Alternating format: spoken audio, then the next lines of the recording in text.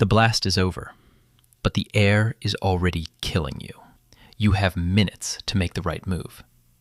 You step outside. The sky looks normal. No fire, no chaos, just quiet. That's your first mistake, because what you can't see is already falling. You're standing in the street, trying to process what just happened. Your ears are still ringing. Car alarms echo in the distance. A few people are outside too, looking confused, looking up. No one is running. No one understands. And that's exactly why most people won't survive day one. A fine dust begins to settle on your jacket. It looks harmless, like ash, like snow. You brush it off. Second mistake. You go back inside. Your phone has no signal. The power flickers, then dies. Now it's just you, your thoughts, and the silence. Somewhere far away, sirens start, then stop. You walk to the window again. People are still outside. Some are driving, some are filming. Everyone thinks the danger already passed. It didn't. It just arrived. Time passes, maybe 20 minutes, maybe 40. You don't feel anything yet. That's what makes it dangerous. Radiation doesn't warn you. It doesn't hurt. It doesn't smell. It just builds. Outside, the dust is getting thicker. Cars are now coated in it, the sidewalks turning gray. You finally realize staying near that window is wrong. So you step back, but you're still too close. Down the hall, someone knocks on your door. It's your neighbor. He's breathing fast, covered in the same dust. "Do you know what's happening?" he asks. You hesitate, because letting him in feels human. But it might be the worst decision you make today. You open the door anyway. Third mistake. He walks in. The dust comes with him, on his clothes, his hands, his shoes. You just brought the outside inside. Now the danger isn't just out there, it's in your air. Hours pass. You start to feel it. Not pain, not yet, just wrong. A headache, dry throat, a strange heaviness in your body. Your neighbor sits on the floor, quiet now. Too quiet. You both thought surviving the blast meant you were safe. But the blast was never the real threat. Outside, the city is changing. Less movement, fewer voices. Cars abandoned in the middle of the road. The people who ran through the fallout. The people who stayed outside are already paying for it. And the ones who went home, most of them made the same mistake you did.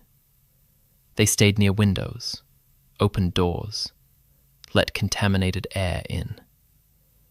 No one told them what to do, and now it's too late. Your stomach tightens. You go to the sink, turn the tap.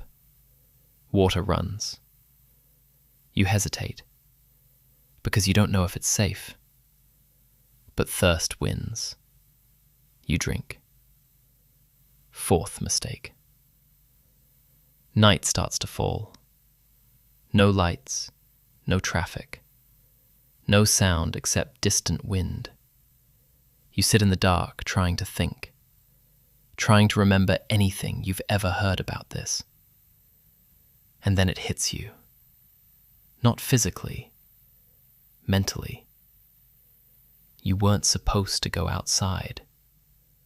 You weren't supposed to open the door. You weren't supposed to stay near windows. You were supposed to go deeper, lower, away from everything. But now the dust is already here, inside your space, inside your lungs, and the clock is still ticking. Your neighbor starts coughing. At first it's light, then it's not. You don't look at him, because you already know what it means. You stand up. This is the moment, the one most people never reach, because they wait too long, or think it's already over, or freeze. But you don't. You move, away from the windows, away from the outer walls. You head for the most interior part of your building, a bathroom, a hallway, anywhere with layers between you and the outside. Every wall matters now. Every barrier reduces what's still coming down. You close the door behind you. Block the gaps. Turn off airflow if you can. It's not perfect, but it's something. And right now, something is the difference between life and death. You sit on the floor, in the dark, alone. And for the first time since the blast, you've made the right move. Hours later, your breathing slows. Your thoughts clear just enough. You realize something most people never will. Day one wasn't about the explosion. It wasn't about chaos. It wasn't about escape. It was about understanding the invisible threat before it understands you.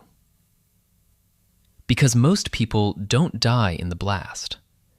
They die after. From simple decisions that feel right in the moment. Going outside, opening doors, staying near windows, trusting what they can see. But survival? Survival is counterintuitive. It's quiet. It's uncomfortable. It feels wrong. And that's why so few people get it right. You sit there, in the silence, as the world above you changes forever. You don't know what tomorrow looks like. You don't know who's left. But you know this.